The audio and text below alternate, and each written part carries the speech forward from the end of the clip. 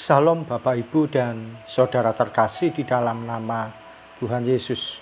Dimanapun Anda berada dan dimanapun Anda bisa mendengar rekaman ini, kita bertemu dalam program Saat Teduh 5 Menit untuk edisi hari ini.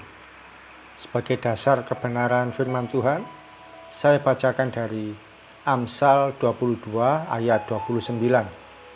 Demikianlah firman Tuhan. Pernahkah engkau melihat orang yang cakap dalam pekerjaannya? Di hadapan raja-raja ia akan berdiri, bukan di hadapan orang-orang yang hina. Sahabat Kristus, beberapa waktu lalu ada pengusaha yang mengeluh dengan kinerja pegawainya. Pengusaha ini berpendapat bahwa kalau tenaga orang Kristen itu sangat payah.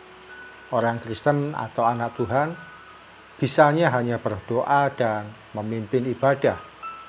Namun ketika diminta kerja secara lapangan, sepertinya susah. Apalagi kalau kerjanya di panas-panasan dan dalam target tertentu. Anak-anak Tuhan seringkali lemah dalam hal bekerja keras, mudah mengeluh, putus asa, dan suka mencari fasilitas yang enak dan nyaman. Firman Tuhan menuliskan orang yang cakap.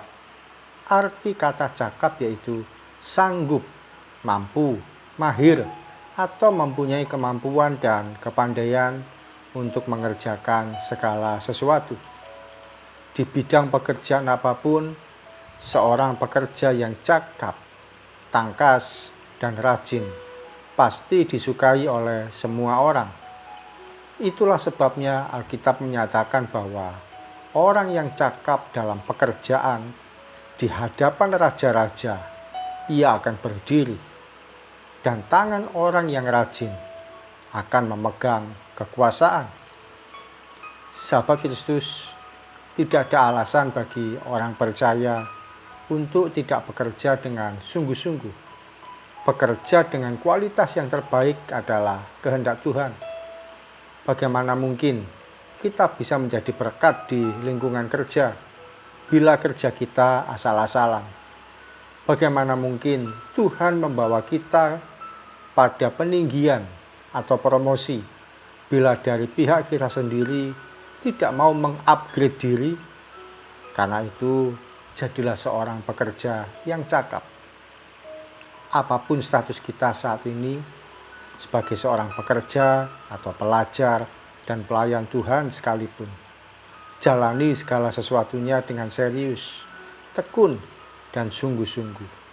Kerjakan dengan terampil dan disiplin, sebab suatu kali kita akan menerima upah atau berkat berupa promosi dan prestasi yang datangnya tidak pernah kita duga. Mari kita berdoa. Terima kasih Tuhan Yesus. Kami mau komitmen menjadi pekerja-Mu yang cakap.